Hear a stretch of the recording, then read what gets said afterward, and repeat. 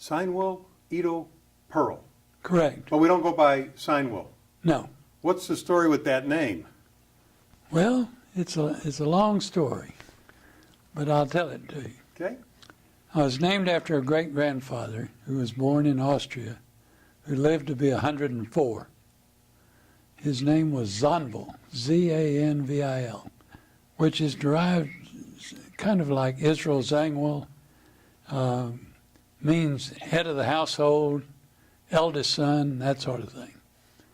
But my folks said, well, we can't name him Zanvil and live in the United States. We have to anglicize it. So they came up with this cockamamie name, Seinwil, S-E-I-N-W-I-L, Seinwil. And my dad was named Sam, and I grew up on the Mexican border. So he was Senor Samuel. And my name sounded like Samuel. So the Mexican folks said, you must be Samuelito, the diminutive of Samuel, or the small.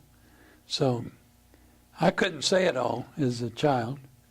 And they would ask me what my name was, and I said, Me llamo Ito. My name is Ito. And it stuck. Yeah. And then I got to the first grade, and my first grade teacher said, Somerville? Sunnyvale. Is there anyone here whose last name is Perl? I raised my hand and said, well, how would you like to be called, Sonny? And I said, just call me Ito. Time passes. I register for the draft. I'm NMI, no middle initial. We look at my birth certificate and the way I've been spelling this Seinwil, they were different.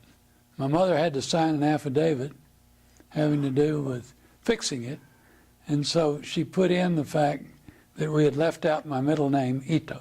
Oh, boy. And so my legal name is Seinwil Ito Perl. And you go by Ito. I go by Ito. All right, Ito, 1934, Brownsville, Texas. Let's go back. Tell me about life when you were just a little boy. Well, the first thing I did is I won the Big Baby Contest. I weighed 11.5 pounds at birth. Oh, my goodness. I was the last child to be born to my mother. Life in Brownsville was kind of interesting. When I was born, the Jewish community in Brownsville consisted of about 25 families. The town was maybe 22,000 folks. A good 50% at that point were Hispanic, I guess. In fact, I was pretty well raised by Hispanics. That's why I'm bilingual. I speak Spanish as well as English. And in fact, as a child, I spoke more Spanish than I did English. But it was a, semi-tropical climate. There were grapefruit trees and orange trees and lemon trees. And now it's terrible down there. The border is much different than when I was growing up. Yeah. What did your dad do for a living? My dad was a merchant. He had Perl Brothers. Perl Brothers was a men's store. It was the best men's store in Brownsville. And my dad had a weekly radio program. Oh, wow. The boys at the Fashion Perl Brothers, we do love everybody kind of thing. And he was a big supporter of the city. In fact, there's the bridge to get across to Mexico is named Sam Perl Boulevard. So they named it after him. Wow. Now, was your dad born in this country? No, my dad was born in Austria. Okay. When did he come here? He came here when there's a little controversy as to what age, but about 10 years old. And he ended up in Galveston. He was raised in Galveston, graduated from Ball High School in Galveston. Now, where did he come from? A little town called Padias, Austria. And who did he come with? He came with his mother, his father, 2 brothers. Yeah. Did they ever tell you why they came or what the story was or how they got here? Why Galveston? Well, the reason for Galveston was was at the time the whole Galveston movement, if you know about that. They wanted to. There were too many immigrants coming into the port of New York, and they redirected folks to either New Orleans or to Galveston. Galveston was a port of entry. In fact, when my dad was a teenager, he helped Rabbi Henry Cohen, who was pretty famous. He helped settle a lot of the new immigrants that showed up there. Dad was kind of a traveling salesman at that point, and then one day his brother saw an ad for the Magic Valley, and they saw that a gentleman wanted to sell his men's clothing store. So his brother and he bought the store and moved there, and I believe it was 1928. Did he ever tell you what it was like being a young kid coming to a country half a world away? He told me a little bit of a Yiddish story. He said, it's a golden land, a golden land, Essen, Schlafen, and wieder Essen, which I think means eating, sleeping, and eating again. I think he got acclimated pretty quickly to... Now, did you know his parents? Did you know your grandparents? I knew my grandfather. My grandmother had passed away. What did your grandfather do? My grandfather was also a merchant. I think he was a peddler first, and then he opened a store in Galveston. Yeah. And did you ever work at the store as a kid? I did. Yeah. What was your job? I was a salesperson. Yeah. I hated it. I had no patience for the customers. In those days we sold Wembley ties, and they were $1 a piece, and we had a box of like 200, and the lady said, "Can I look at the ties?" And so she was looking through all 200, and she said, "Don't you have any more ties?" And I said, "No, we didn't." But did she buy one? I don't believe she did. But no, I didn't have the patience to. Yeah. I became an engineer. Yeah. Tell me about your mom. My mom was a stay-at-home mom.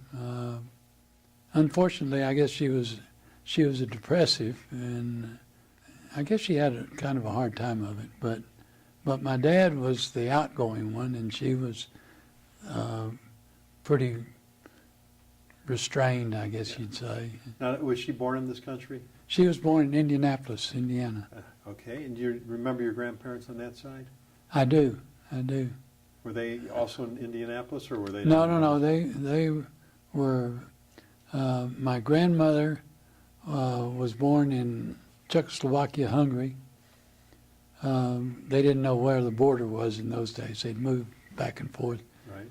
And I believe my grandfather was Russian. He was a tailor. And where did they live when they came here? They first lived in Indianapolis, and then they moved to Houston. And my grandfather was a wandering Jew. He left the family, and he loved to gamble. He was a good tailor, evidently. He could make some money when he worked. Yeah. But he pretty much abandoned the family, and my mother and my aunt and my uncle, all on my mother's side, they all worked to support their mother. Yeah. Now, did you ever see your grandfather in later years? Yes, I did. Did he ever say anything? Did he ever regret leaving the family? We never discussed that, but he stayed, and he was in the nursing home in Houston, and he went missing one day. He'd caught the bus to Galveston to go play the horses. Now, you were born after the Depression. Did your folks ever talk about how it affected them, though? My dad said that while he was in business, he used to barter some. He'd take chickens in trade for a suit or something. And since we lived on the Mexican border, both during the Depression and really during the war, the shortages that affected a lot of people didn't affect the folks there much. Like, you could go across the river and get sugar when sugar was rationed in the States, and people bought food. My folks never bought meat over there, but you could. Yeah. Now, did World War II affect your family? Yes. How so? Well, one thing was, a lot of people didn't know, but actually there were German U-boats that came up and turned around in the port of Brownsville in the turning basin. And there was a Norwegian ship that was sunk right off the coast. My dad was in the clothing business, and he outfitted the crew that was saved there with clothing. Was this well known about the U-boats? No, I don't think so. In fact, there was a beach there, Boca Chica and Padre Island, you know. At night, you had no fires on the beach, and we had blackout at home, you know, blackout shades and blackout curtains. No fires, no lights, and they patrolled the beaches because they were concerned that perhaps there might be, you know, a boarding party come off of maybe a U-boat or something. Never happened. And that was kind of kept quiet, though. Yeah, it was. In fact, they sunk a number of ships off the, you know, at the mouth of the Mississippi. I don't know whether that was known much, but a lot of merchant ships were sunk by German U-boats. You have an older sister. Right. What's her name? Frances Goodman. And what did you guys do for fun when you were little? Well, in those days, you could go out and play. I used to go down to where the train yard was and walk on top of the freight cars. Wow. My folks didn't know about that. Yeah. Did you ever ride? Did you ever ride on them? When No. The rule in those days was just be home before dark, and right. And we played all over the neighborhood. My sister had, you know, a bunch of girlfriends and that sort of thing. Where did you go to school? Where was elementary school? It was called Los Ebanos, the ebony trees grew down there. And then high school? High school was Brownsville High School. Okay. Play any sports in high school? I played football, and I was on the B team because I wasn't very good. I was a tackle dummy for the A team, but sat on the bench most of the time during the varsity games. Yeah. Now, was it in high school you decided to become an engineer? I was, yeah.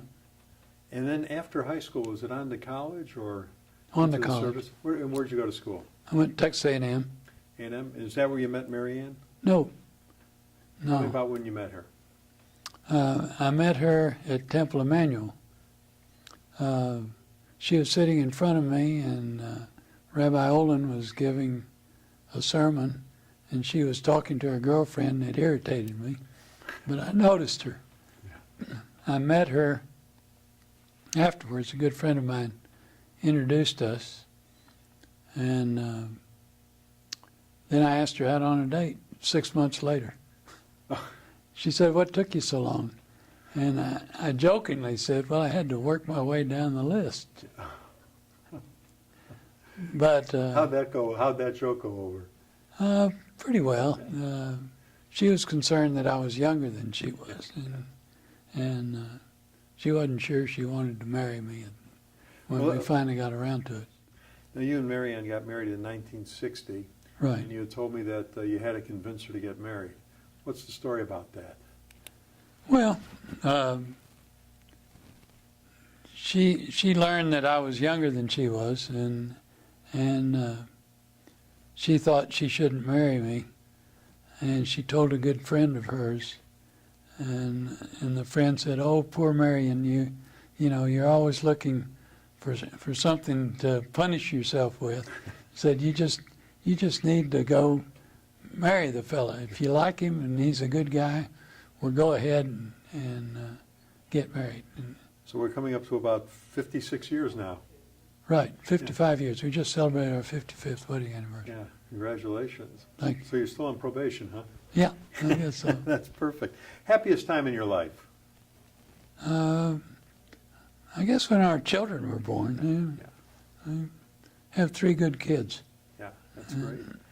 Now, are you and your wife, or were you, when you settled in Dallas, did you get involved with the Jewish community? Yes, we did. Okay, tell me a little bit about that. There was a group of young people, I can't remember the name of it, but it was sponsored by the Federation, a young people's group, and we were active in it. And then we were members of Temple Emmanuel, and when Temple Shalom was formed, a number of the younger people went from Emmanuel to Shalom, and we waited about a year, and then we went to Shalom, and then we joined Temple Shalom, and we're there for many years. Well, let's go back to college life for a minute. Tell me about A&M, life at A&M.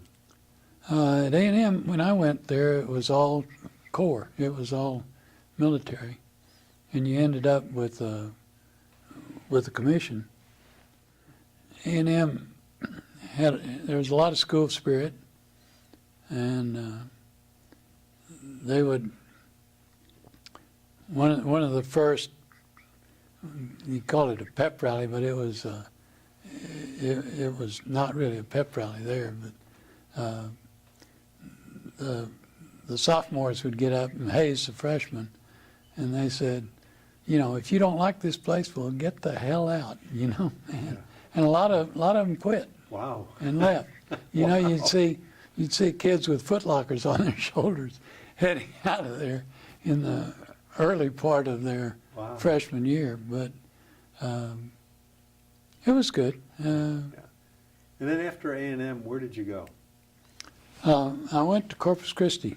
My first job was Corpus Christi with a consulting engineering firm, and they had a job in Bishop, Texas, at the Celanese plant. And what year was this when you graduated and went? 55. 55, okay. In 55, I thought I'd go right in the service, but they said they had run out of money, so they said, go get a job, and we'll let you know later on. And this was just after the Korean War? Yeah. Yeah, okay. And so the Army ran out of money?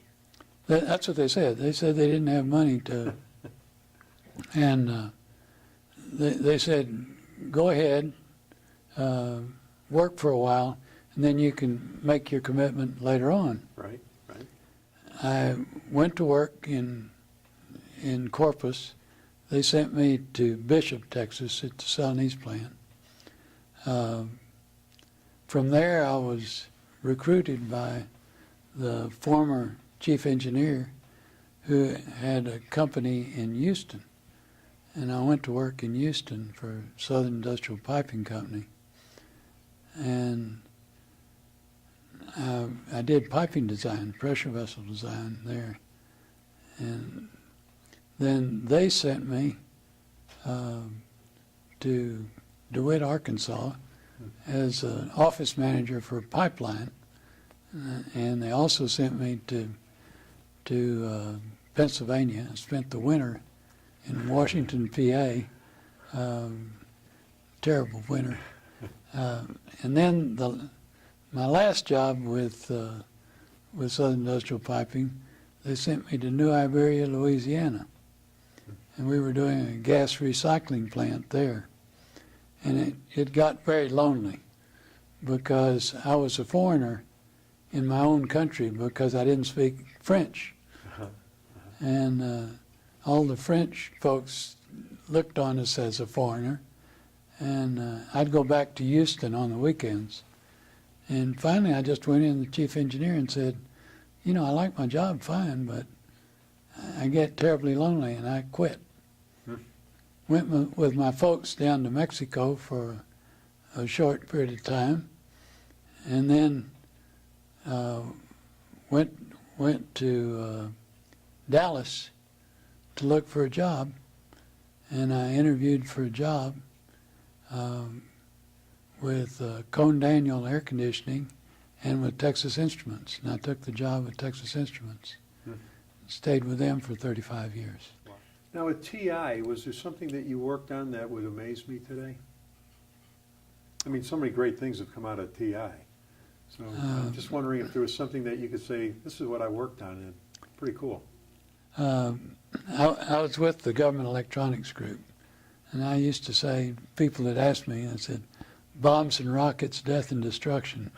But I worked on the paveway missile, and I worked on some side-looking radar, and I think it was AWADS, they called it. There were gunships, military gunships, that were used in the Vietnam War that delivered a number of rounds, killer planes, you know.